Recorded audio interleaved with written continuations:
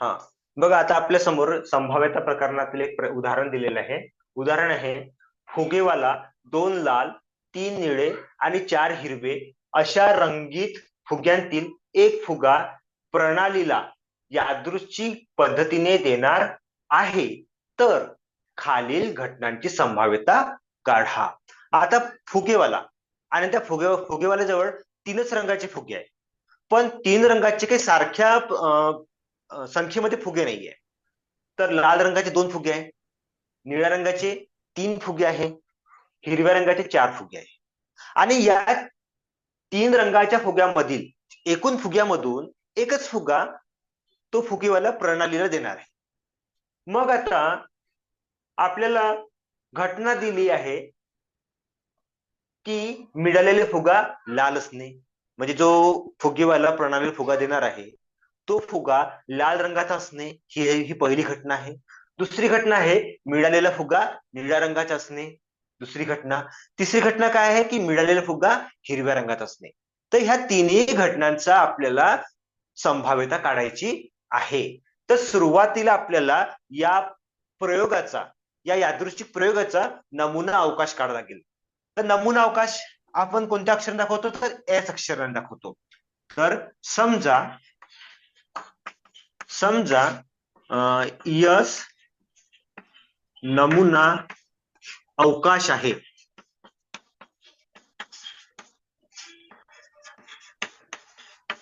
ठीक आहे, समजा म्हणजे जो यस आहे ना, यस काय आहे, नमुना अवकाश आहे. मग आता आपण काय करूया, आता या ठिकाणी दोन लाल म्हणतात, तीन निळे म्हणतात, चार हिरवे म्हणतात. मग डायरेक्ट आपण लिहू शकतो त्या संचामध्ये दोन लाल, तीन निळे, चार हिरवे. पण त्याच्यामध्ये आपल्याला हे नाही समजणार की लाल रंगाचे म्हटलं तर पहिला फुगा की दुसरा फुगा, निळ्या रंगाचे म्हटलं तर पहिला तीन फुगे आहे याच्यामध्ये, मग तीन मधला कोणता फुगा येणार ते पण कळणार नाही. मग आपण काय करूया की दोन लाल दोन लाल फुगे, कोणतं अक्षर असते इंग्रजीमध्ये लालला, रेड, म्हणजे R1 R2. ठीक आहे. त्यानंतर तीन निळे फुगे, कोणत्या अक्षर दाखवू आपण, निळ्याला ब्लू, बी म्हणजे बी B1 B2 आणि B3 B3. आणि राहिला कोणता रंग, हिरवा. चार हिरवे फुगे, हिरव्याला ग्रीन, म्हणजे भाऊजी ताई, G1 तुम्ही माईक ओपन नको करा, G2 माईक बंद ठेवा. G3 आणि G4 या अक्षरांनी दर्शव. ठीक आहे. मग आपण आता बनवूया काय, संच. तर यस बरोबर कोणस, आपण आता घेऊया हे R1 R2, म्हणजे दोन लाल फुगे म्हणजे R1 R2, R1 आणि R2. त्यानंतर तीन निळे म्हणजेच काय, B1 B2 B3, B1 B2 आणि B3. त्यानंतर चार हिरवे, G1 G2 G3 G4, G1 G2 G3 आणि G4. ठीक आहे, हा झाला संच. माईक बंद करा. म्हणून NS म्हणजे ह्या नमुना अवकाशामध्ये किती घटक आहे त्यांची संख्या, 1 2 3 4 5 6 7 8 9. किती झाले, 9. आता याच्यामध्ये आपण घेऊया, हे झालं नमुना अवकाश. ठीक आहे. आता आपण घेऊया पहिली घटना. पहिली घटना आहे मिळालेला फुगा लाल असणे. घटना ए. आता क्रमांक जरी आपल्याला एक दिलाय, पण ही घटना पहिली आहे म्हणून आपण अक्षर देतो ए अक्षराला पहिली घटना दाखवते. कोणती आहे, मिळालेला फुगा लाल असणे. मिळालेला फुगा लाल असणे. ठीक आहे. त्याचा आपण उपसंच बनवूया, त्याला आपण म्हणूया ए. आता लाल रंगाचे फुगे कोणते आहे? R1 आणि R2. R1 आणि R2. आता या संचामध्ये किती घटक आहे? तर दोनच घटक आहे, 1 आणि 2. म्हणजे R1 1, R2 2. म्हणून N A बरोबर किती ना? 2. आता काय काढू आपण?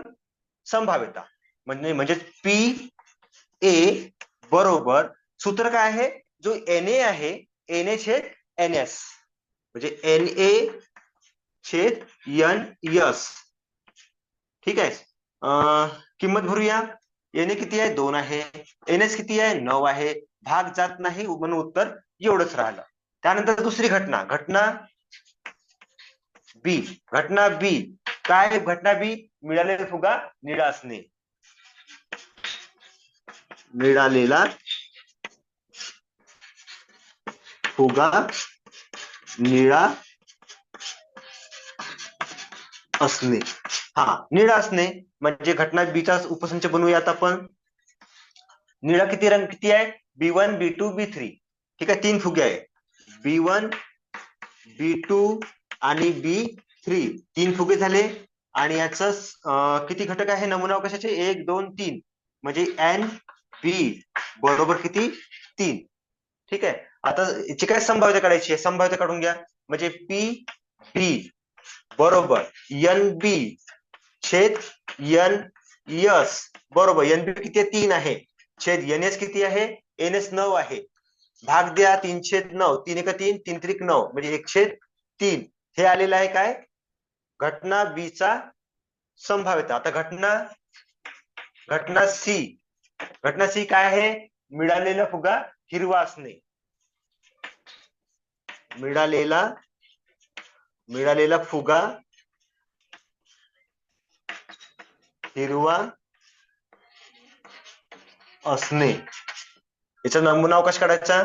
म्हणजे सी बरोबर किती फुगे आहे? 4. G1 G2 G3 G4.